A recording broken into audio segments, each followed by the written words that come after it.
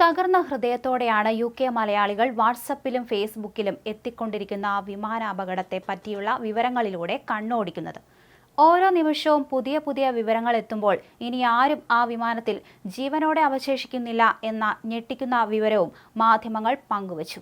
എന്നാൽ യാത്രക്കാരുടെ ലിസ്റ്റിൽ 2 മലയാളി പേരുകൾ കണ്ടതിൽ ഒരാൾ UKയിലെ പോർട്ട് സൗത്ത് ഹോസ്പിറ്റലിലെ നഴ്സ് ആണെന്ന കാര്യത്തിൽ സ്ഥിരീകരണമായി. ഇതോടെ രാവിലെ ജോലിക്കെത്തിയ മലയാളികൾ ഉൾപ്പെടെയുള്ള സഹപ്രവർത്തകർ തകർന്ന മനസ്സോടെ ആശുപത്രി വാർഡിൽ തളർന്നിരുന്നപ്പോൾ പകരം ജീവനക്കാരെ പല വാർഡുകളിൽ നിന്ന് എത്തിച്ച് രഞ്ജിതയുടെ സുഹൃത്തുക്കൾക്ക് ആശ്വാസം പകരുകയാണ്.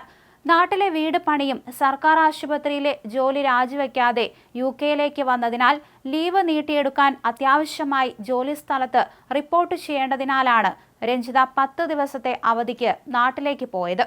എന്നാൽ ആ യാത്ര മടങ്ങിവരവില്ലാത്തതായിരുന്നു എന്ന സത്യം ഉൾക്കൊള്ളാൻ പോർട്സ്മൗത്ത് ഹോസ്പിറ്റലിലെ സഹപ്രവർത്തകർക്ക് മാത്രമല്ല UK മലയാളികൾ ആർക്കും തന്നെ വിശ്വസിക്കാൻ സാധിക്കുന്നില്ല എന്നതാണ് വാസ്തവം.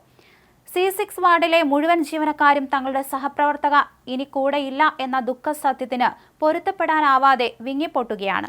അനേകം ബ്രിട്ടീഷുകാരും വിമാനാപകടത്തിൽ മരിച്ചിട്ടുണ്ടെങ്കിലും മലയാളി നഴ്സിന്റെ മരണം കൂടുതൽ പേരെ അഗാധമായി സ്പർശിച്ചു കടന്നുപോകുന്ന നിമിഷങ്ങളാണിപ്പോൾ എന്ന് UKയുടെ വിവിധ ഭാഗങ്ങളിൽ നിന്നും മറുനാടൻ മലയാളി വാർത്താ വിഭാഗത്തിലേക്ക് എത്തിക്കൊണ്ടിരിക്കുന്ന സന്ദേശങ്ങൾ തെളിയിക്കുന്നു.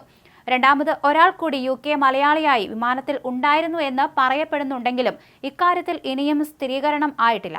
വ്യക്തിപരമായ കാര്യങ്ങൾ അധികം തുറന്നു പറയാത്ത പ്രകൃതമായിരുന്നു രഞ്ജിത എന്നാണ് സഹപ്രവർത്തകരും കൂടെ താമസിക്കുന്നവരുമൊക്കെ ഇപ്പോൾ പങ്കുവയ്ക്കുന്നത്. വിവാഹിതയെങ്കിലും 2 മക്കളെ ഒറ്റയ്ക്ക് നോക്കേണ്ട ബാധ്യതകൾ ചുമലിലേറ്റിയ ഒരമ്മയെന്ന നിലയിലുള്ള കർക്കശ്യം രഞ്ജിതയെ ഏറെ അന്തർമുഖിയാക്കിയിരുന്നു എന്നാണ് അനുമാനിക്കാനാകുന്നത്.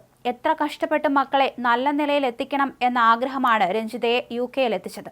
പത്തനംതിട്ടയിൽ സർക്കാർ ജനറൽ ആശുപത്രിയിൽ ജോലി ചെയ്തിരുന്ന രഞ്ജിത ആ ശമ്പളം കൊണ്ട് ചിരകാല സ്വപ്നമായ വീടും മക്കളുടെ വിദ്യാഭ്യാസവും ഒക്കെ യാഥാർത്ഥ്യമാക്കുക സാധിക്കില്ലെന്ന തിരിച്ചറിവിലാണ് 1 വർഷം മുമ്പ് UKയിലേക്ക് യാത്രയായത്. എന്നാൽ ഒറ്റയ്ക്ക് UKയിൽ വരുമ്പോൾ മക്കളെ കൂടി കൊണ്ടുവന്നാൽ അവരുടെ കാര്യം നോക്കാനാകില്ല എന്ന തിരിച്ചറിവിൽ അവരെ അമ്മയെ ഏൽപ്പിച്ചാണ് UK മലയാളിയാകാൻ തീരുമാനിച്ചത്. രഞ്ജിതയുടെ അച്ഛൻ വർഷങ്ങൾക്ക് മുമ്പ് മരിച്ചതിനാൽ ടീനേജ് പ്രായക്കാരായ മക്കളെ അമ്മയ്ക്ക് അധികകാലം നോക്കാനാകില്ല എന്നതിനാൽ എത്രയും വേഗത്തിൽ വീട് പണി പൂർത്തിയാക്കി UKയിൽ നിന്ന് നാട്ടിലേക്ക് തന്നെ മടങ്ങുക എന്നതായിരുന്നു രഞ്ജിതയുടെ പ്ലാൻ. അതിനാൽ നാട്ടിലെ ജോലി രാജിവെക്കാതെയാണ് രഞ്ജിത UKയിലേക്ക് പറന്നത്.